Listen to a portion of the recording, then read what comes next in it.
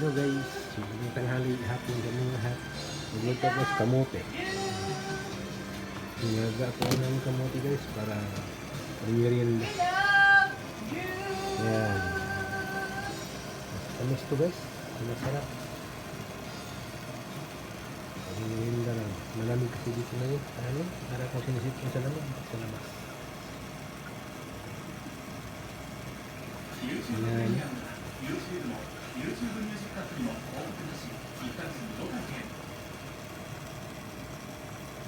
Ay, yung lutuan namin dito guys, puro kurinto.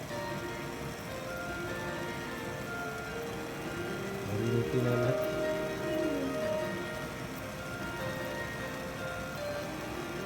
So, ang kamote, malapit na siyang maluto. Ang sarap.